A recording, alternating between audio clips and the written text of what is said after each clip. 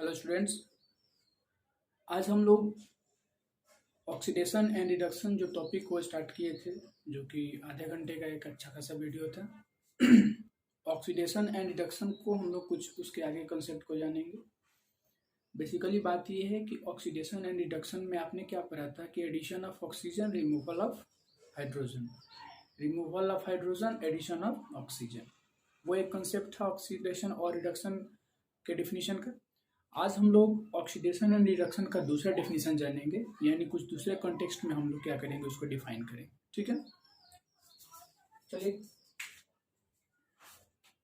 पहले ऑक्सीडेशन की बात कर ली जाए। What is oxidation reaction?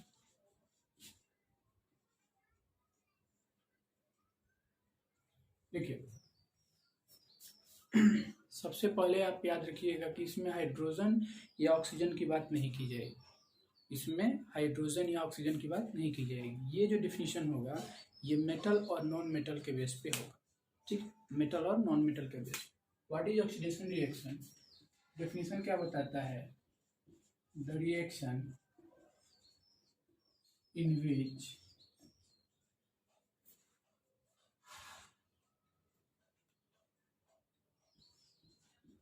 non-metallic substance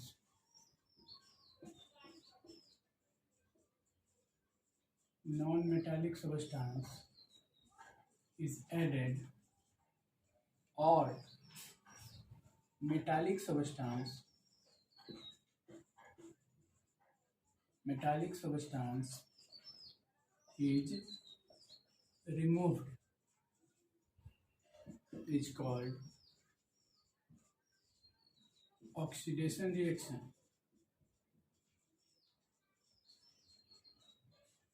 ठीक है, वैसा रिएक्शन जिसमें नॉन मेटालिक सब्सटेंस ऐड किया जाए, है ना।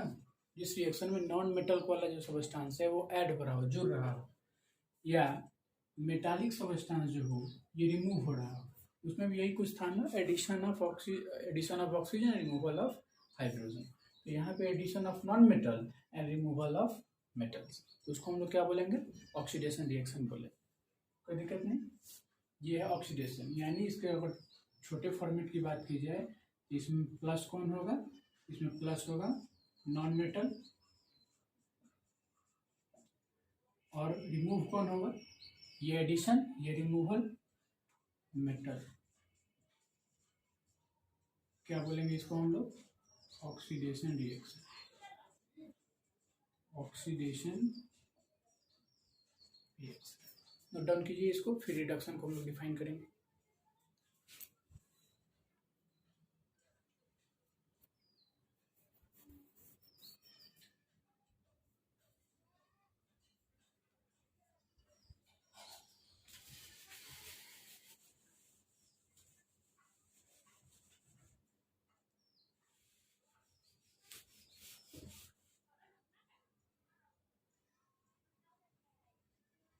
चलिए, नेक्स्ट है reduction.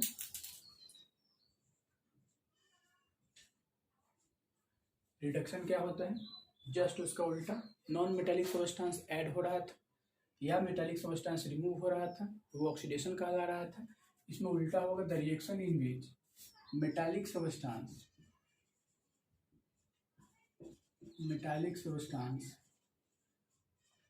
is added or non-metallic substance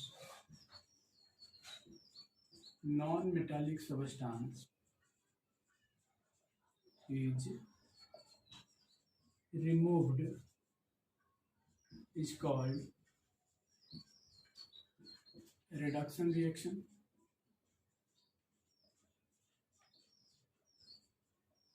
ठीक है, जिसमें मेटालिक सब्सटेंस जुड़ेगा या नॉन मेटालिक सब्सटेंस हटेगा, उसी को हम लोग बोलेंगे रिडक्शन रिएक्शन। यानी इसमें ऐड कौन होगा? एडेड मेटालिक, मेटल्स जो होंगे इसमें ऐड होंगे। रिमूव कौन होगा? Non metals. इसको भी हम लोग क्या बोलेंगे? रिडक्शन रिएक्शन बोलेंगे। ठीक है, नोट डाउन।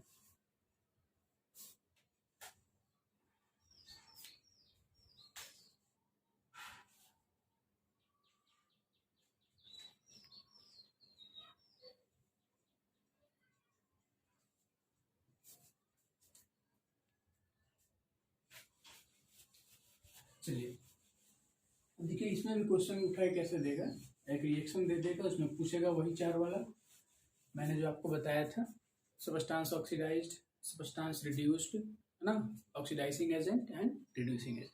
कर सकते हैं उसको आप लोग, मैंने उसका काफ़ी सारा प्रैक्टिस कराया था, 3-4 एग्जाम्पल मैंने खुद दिया था। अब देखिए, बताते हुए काफ़ी खुशी हो रही है कि ये चैप्टर है केमिकल रिएक्शन एंड इक्वेशन, इसमें टाइप्स ऑफ केमिकल रिएक्शंस जो थे ये अब यहाँ पे ख़त्म होते हैं। आप काउंट कर सकते हैं, लगभग 8, 10, 11 जो होंगे टाइप्स ऑफ केमिकल रिएक्शन होंगे, जो आपके बुक में इसको 4-5 में ही सीमित कर दिया है। मैंने इसको डिटेल में आपको समझाया है। अब देखिए, कुछ इफेक्ट होता है, कुछ प्रभाव होता है ना। ऑक्सीडेशन रिएक्शन जो होता है उसका क्या क्या प्रभाव होता है, ठीक है। तो अगला जो टॉपिक होगा हम लोगों का वो क्या होगा, effect of oxidation, effect of oxidation, oxidation का इफेक्ट। और नॉर्मली हम लोग बात करेंगे अपने डेली लाइफ में, हम लोग का जो नैतिक जीवन है ना, डेली का जो हम लोग का लाइफ है, उसमें ऑक्सीडेशन रिएक्शन का क्या योगदान होता है, उसका क्या इफेक्ट पड़ता है, क्या प्रभाव पड़ता है। बेसिकली अगर बात किया जाए तो इसका 2 इफेक्ट होता है। पहला इफेक्ट होता है क्रोजन, स्पेलिंग देख लीजिएगा आप लोग, सही है, क्रोजन। और दूसरा इफेक्ट जो होता है रैंसिडिटी, ठीक है। फर्स्ट इफेक्ट जो है ये क्रोजन है, सेकेंड इफेक्ट जो है ये क्या है, रैंसिडिटी है।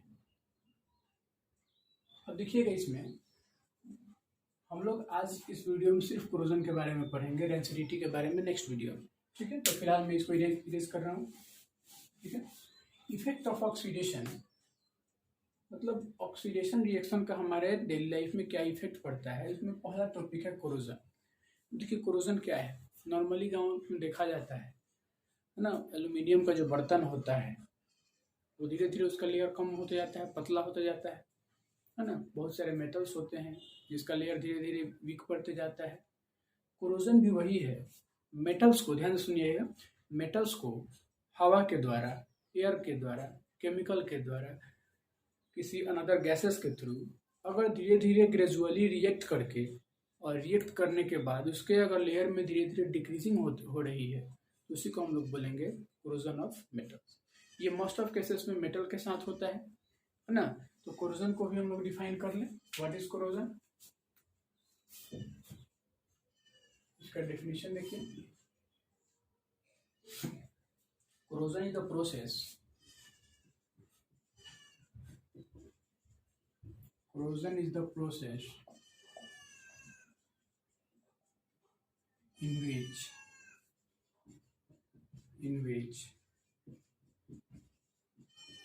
metals of layers of metals in which layers of metals are eaten up by the action of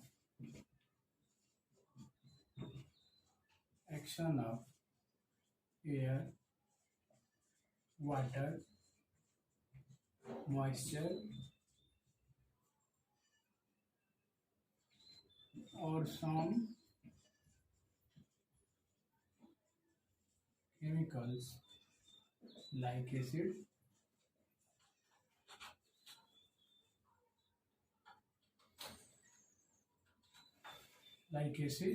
etc. are called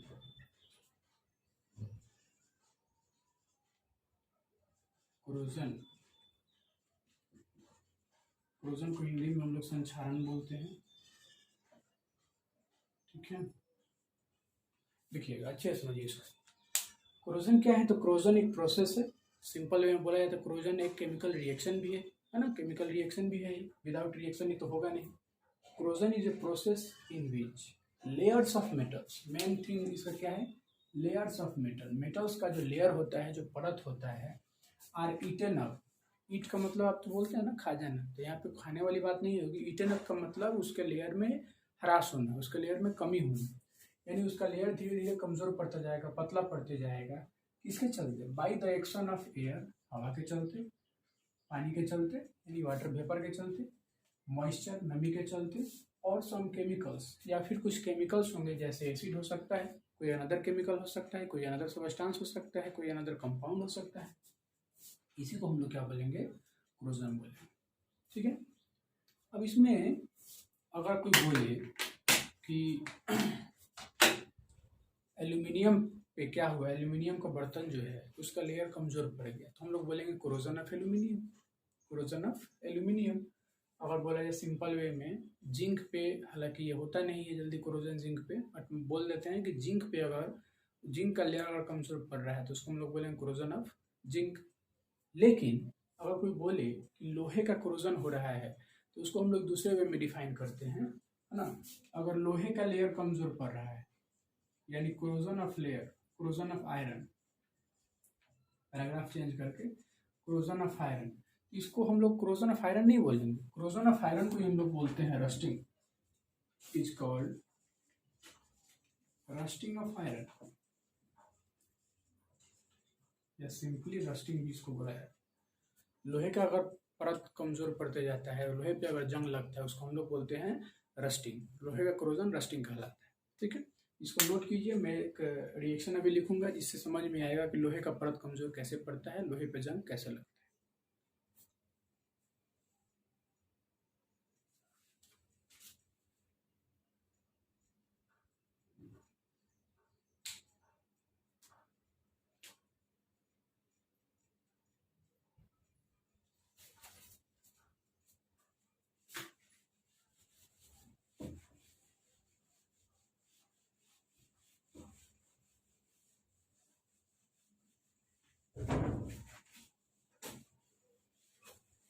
देखिएगा,